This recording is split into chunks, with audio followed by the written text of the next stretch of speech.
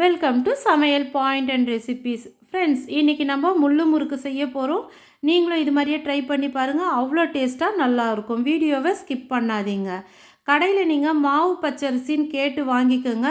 வாங்கிட்டு அதை நல்லா கழுவி காய போட்டுருங்க. வெயிலில் காய போட்டு எடுத்து வச்சுக்கலாம். இப்போ அரிசி நம்மளுக்கு ரெடி ஆகிடுச்சு. இப்போ 4 கப்பு ரைஸ் இதில் எடுத்துருக்க அரிசி. அதுக்கு 1 கப்பு கடலப்பருப்பும் 1/2 கப்பு உளுத்தம்பருப்பு வறுத்து சேர்த்துக்கலாம். கோல்டன் ப்ரௌனாக வறுத்து சேர்த்துடலாம். இப்போ இது மாவு மிஷினில் கொடுத்து மாவாக அரைச்சி நம்ம வாங்கிக்கலாம். இப்போ நம்மளுக்கு மாவு ரெடி ஆகிடுச்சு. இன்றைக்கி இதில் நம்ம 2 கப்பு மாவு எடுத்து நம்ம செய்ய போகிறோம். மீதி மாவை நம்ம டைட் டப்பாவில் போட்டு மூடி வச்சிட்டோம்னா நம்மளுக்கு எப்போ நம்மளுக்கு முறுக்கு செய்யணும்னு தோணுதோ அப்போ டக்குன்னு 1 கப்பு போட்டு கூட நீங்கள் செஞ்சிடலாம். ரொம்ப ஈஸியான முறையில் செஞ்சிட முடியும். இப்போ 2 கப்பு மாவுக்கு 1/4 கப்புக்கும் கொஞ்சம் ஜாஸ்தியாக தண்ணி எடுத்துக்கோங்க. தண்ணி எடுத்துகிட்டு கொதிக்க வச்சிடலாம். இப்போ முறுக்குக்கு தேவையானதெல்லாம் சேர்த்துக்கலாம். இப்போ 2 கப்பு மாவுக்கு 1 டீஸ்பூன் சீரகம் சேர்த்துடுங்க. 1/2 டீஸ்பூன் பெருங்காயத்தூள் சேர்த்துடலாம். 3/4 டீஸ்பூன் தூள் உப்பு சேர்த்துடலாம். சேர்த்துட்டு நல்லா கலந்து விட்டுடுங்க.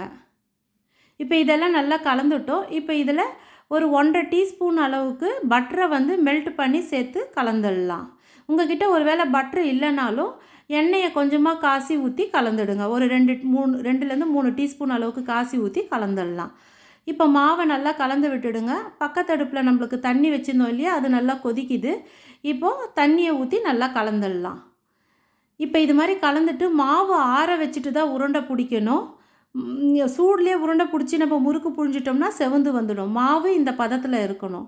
இப்போ நல்லா ஆறிடுச்சு. இப்போ நல்லா உருண்டை பிடிச்சி எடுத்துட்டோம். இப்போ நான் இன்றைக்கி ஸ்டார் அச்சில் தான் புழிய போகிறேன். தேன் குழலில் புழிஞ்சாலும் நல்லா தான் இருக்கும். இப்போ முறுக்கு குழாயில் மாவு சேர்த்துட்டோம். இப்போ முறுக்கை புழிஞ்சி எடுத்துடலாம். இப்போ கடாயில் எண்ணெய் வச்சிட்டோம். எண்ணெய் காஞ்சிடுச்சு. இப்போ அதில் முறுக்குங்களை சேர்த்துடலாம். நான் டிஸ்கிரிப்ஷனில் பலகார வீடியோங்கள்லாம் கொடுக்குறேன். அதை பார்த்தும் ட்ரை பண்ணுங்கள். எல்லா பலகாரமே ரொம்ப டேஸ்ட்டாக நல்லாயிருக்கும். இப்போ 2 பக்கமும் நல்லா செவந்து வருது. கோல்டன் ப்ரௌனாக நல்லா செவந்து வரட்டோன்னு எடுக்கணும். சிடுச்சிடுப்பெல்லாம் அடங்கிடணும். அப்படி எடுத்தால் தான் நம்மளுக்கு முறுக்கு நல்லா கிறிஸ்பியாக நல்லா இருக்கும்.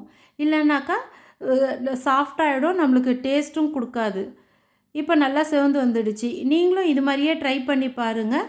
ட்ரை பண்ணிவிட்டு எனக்கு கமெண்ட்டில் சொல்லுங்கள் எப்படி வந்ததுன்னு. இன்னொரு வீடியோவில் உங்களை சந்திக்கும் வரை உங்களிடமிருந்து விடைபெறுவது சங்கீதா.